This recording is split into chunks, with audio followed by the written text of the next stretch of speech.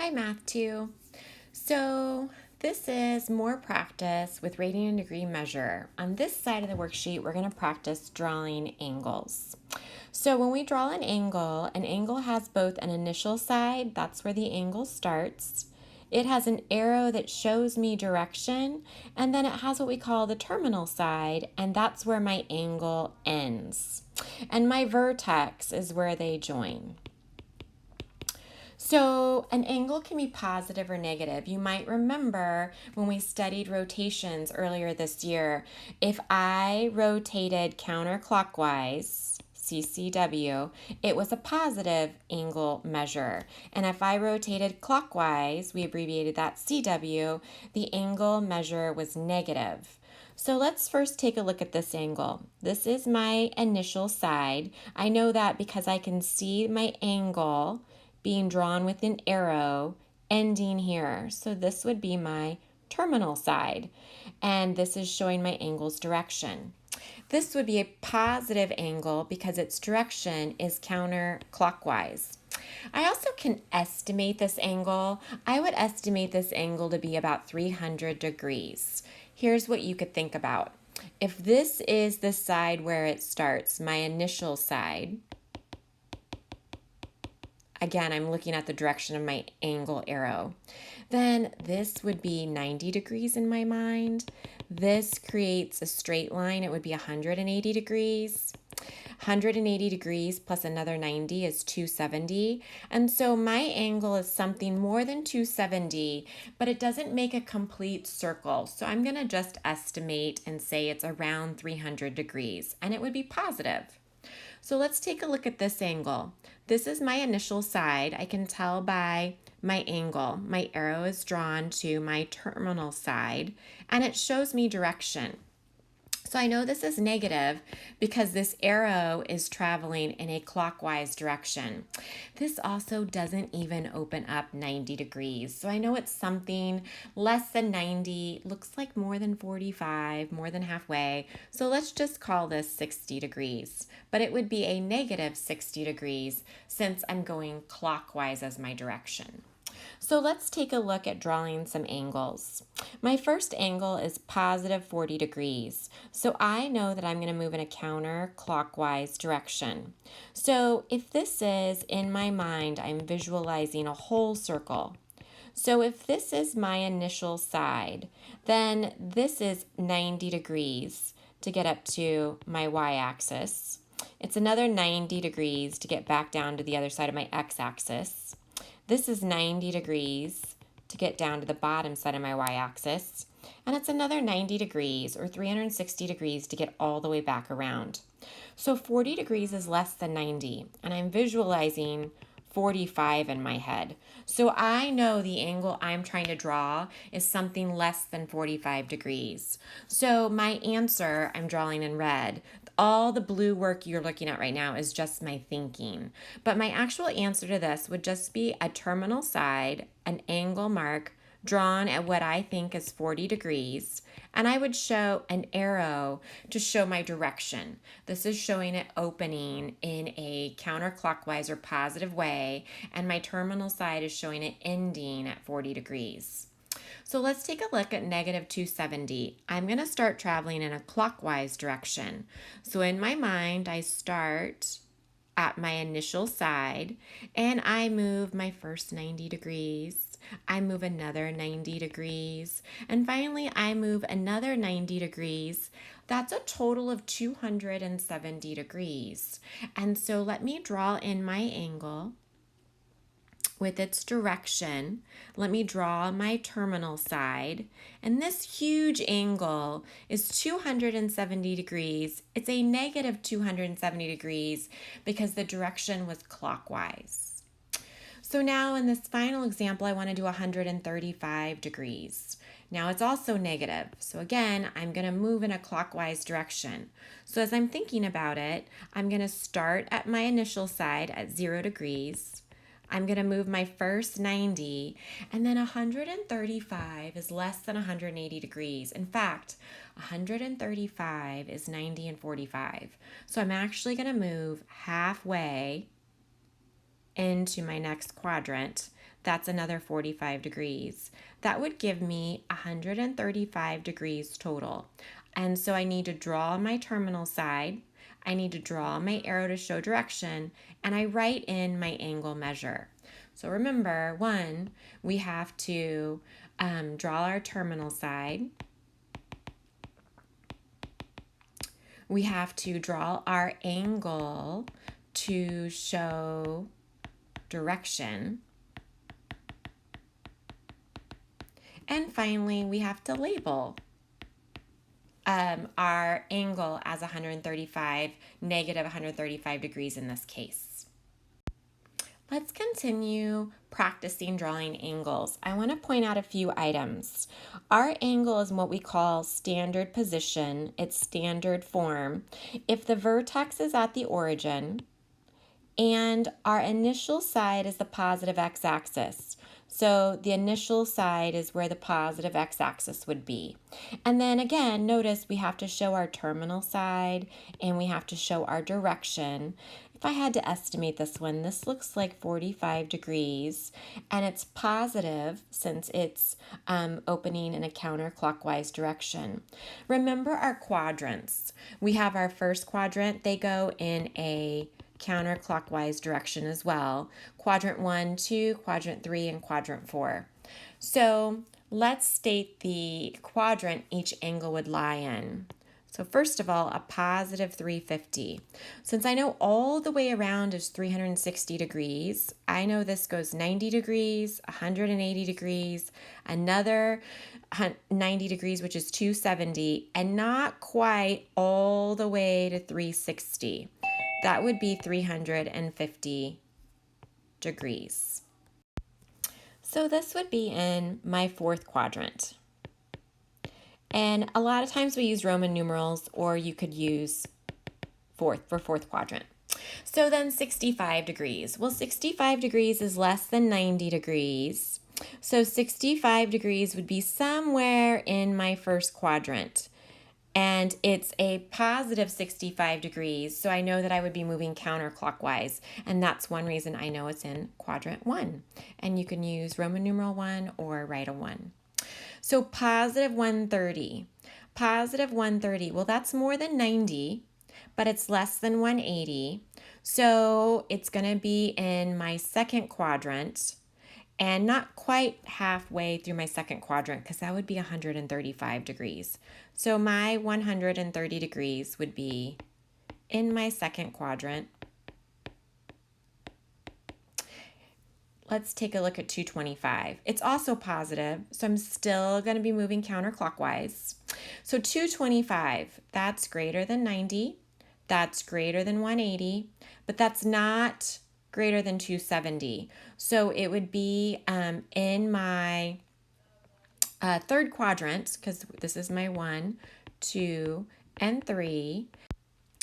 And I'm thinking about this 225, and in my head, I'm thinking, hey, that's 180 plus 45. So actually, 225 would be right in the middle of this third quadrant. So right in the middle of my third quadrant would be positive 225 degrees. So that's quadrant 3, third quadrant. So finally, negative 55. So be careful.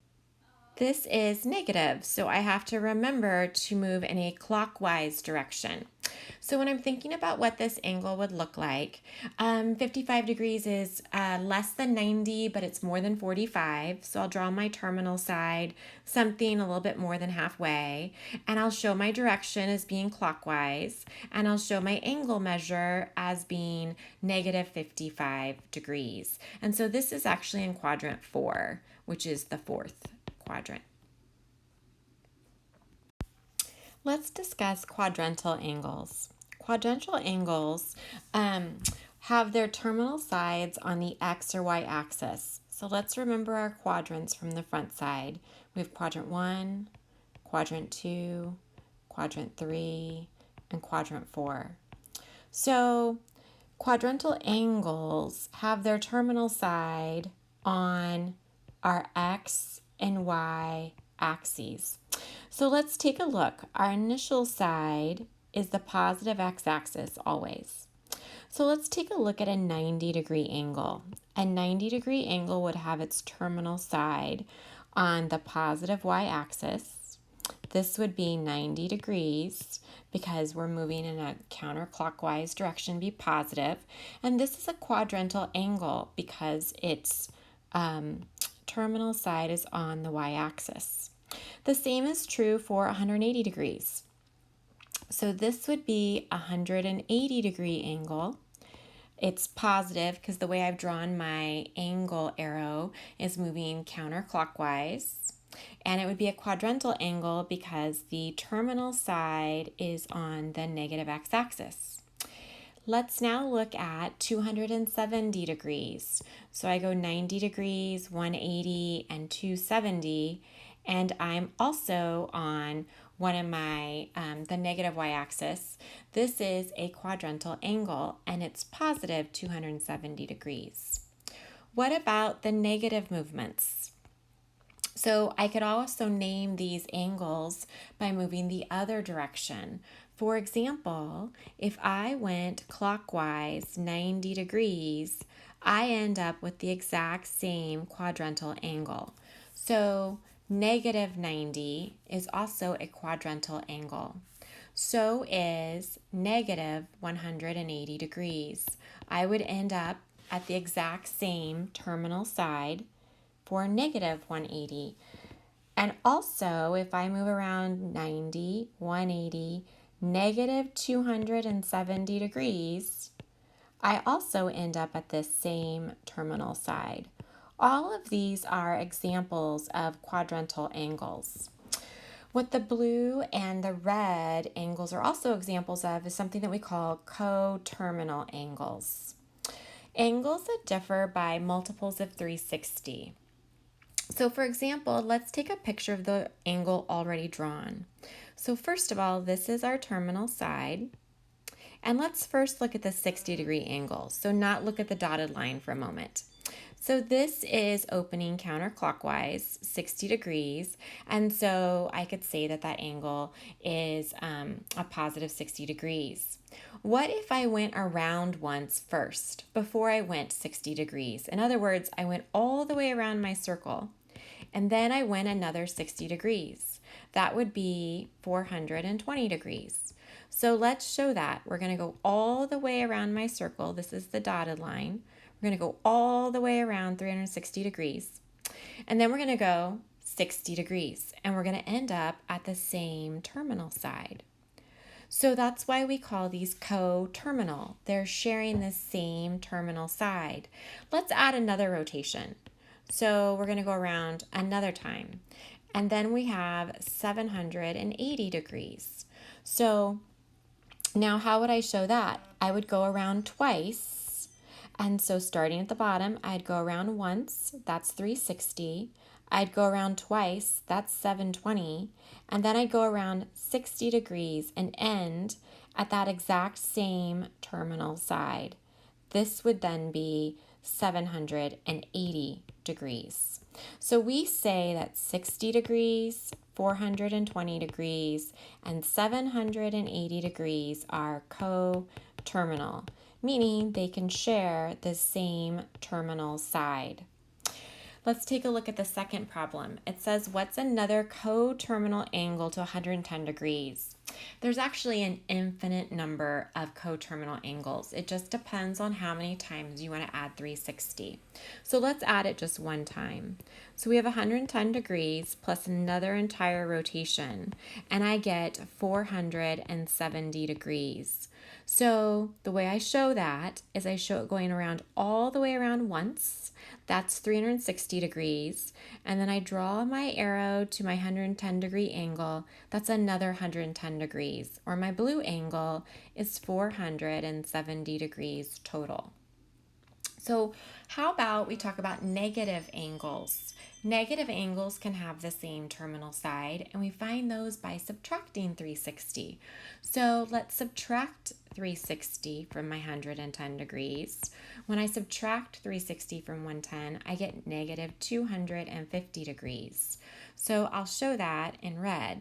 So another angle that's coterminal would be going clockwise 250 degrees. That's negative 250 since it's clockwise. And that's also coterminal, meaning it has the same terminal side. So I can say that 110, 470, and negative 250 degrees are all coterminal, meaning that they have the same terminal side. So let's take a look at these next three examples. It says to find the angles of the smallest possible positive measure coterminal with each angle. So 908 degrees. That is a very large angle, much bigger than 360. Let's figure out how many times bigger. So 908 degrees, let's take out one entire rotation by subtracting 360. I get down to 548 degrees. So that's still bigger than 360. So let's now subtract another rotation. We're unwinding it to find that it looks like a 188 degree angle. So off to the side, I can visualize 188 degrees. 188 degrees would be counterclockwise because it's positive, and it would be slightly bigger than 180. So the 548 degree angle, I can draw that one simply by wrapping it around one time before. So I go all the way around once, and then I go 188 more degrees. My red angle would be my 548 degrees. Finally, if I wanted to draw the 908 degrees, I have to wrap it around twice. That's 720, and then I have to keep going another 188. So let's do that in yellow. So I'm going to wrap it around once, and I'm going to wrap it around twice. That's my 720, and now I'm going to go to my 188, and that would be, the yellow angle would be my 908 degrees. So then, back to the question I was asked, the smallest possible positive measure of a coterminal angle would be 188 degrees. So what about for negative 75? Let's picture where that is at. Negative 75 degrees is bigger than 45 degrees but less than 90. So somewhere right in here, this would be clockwise because it's a negative 75. And I'd like at the smallest possible positive angle that has the same terminal side. So I'm looking for this angle I just drew in, the dotted angle. I can find that by adding 360.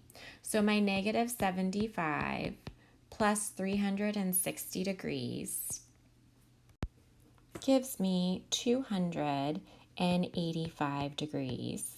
So this would be 285 degrees, and they both share the same terminal side, 285 degrees.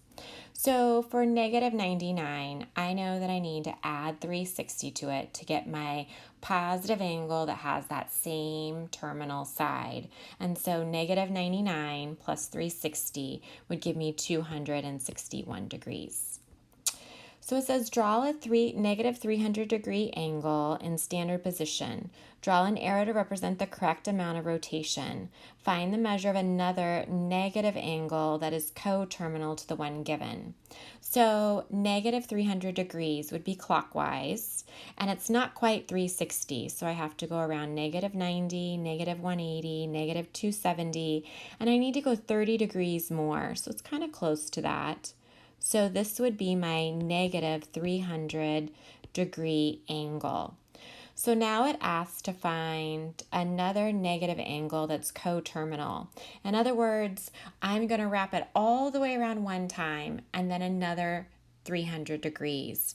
So let's take another entire rotation away, and I get negative 960 degrees. So here we go. We're going to go all the way around. Let me get a different color. We're going to go all the way around one time. That's negative 360. And then I'm going to keep going back to the same terminal side. So I'm going to go that negative 360 plus another negative 300. And that red angle is negative 960 degrees. Those two angles are coterminal. They both have the same terminal side. And if it would want a third negative angle, I would subtract another 360 because I've got to go another whole rotation around. So I would subtract another 360 to get my next coterminal angle. And you could keep doing that and get more and more negative coterminal angles just by subtracting another 360. So let's take a look at the back side. This is really your homework. Let's remember what we were doing on Wednesday because we are going to convert the angle measures from degrees to radians, and then we're going to put them on the circle below with the degree that they're equal to. So as a reminder, on Wednesday you learned to convert from degrees to radians and radians to degrees. When you're converting from degrees to radians, you use the conversion factor pi over 180. When you're converting from radians to degrees, you're using the conversion factor 180 over pi. So one of the ways to do this is when you're doing your problem, so let's take 135 for example. When you're doing 135 degrees and you would like to change that to radians, remember, in your denominator has to be what you want to cancel, and I need to cancel the degrees. So that's why I know I'm going to use the 180 in the denominator, and the numerator then would be my pi radians. So you don't have to remember the conversion formulas if you just remember that you need to put in the denominator what you're trying to cancel. So then this is equal to 135 over 180 pi. And now I need to reduce this. So 135 and 180 both have a factor of 5. I know that because it ends in 5 and ends in 0. So 135 divided by 5 is 27. And 180 divided by 5 is 36. I was getting ahead of myself because now I know it's also divisible by 9, 27 and 36. And 36 divided by 9 would be 4. And finally 27 divided by 9 would be 3. So I know that 135 degrees is equal to 3 over 4 pi radians. So I know this is 3 over 4 pi radians, and let's go find 135 degrees. It's over here, and I know it's 3 over 4 pi radians.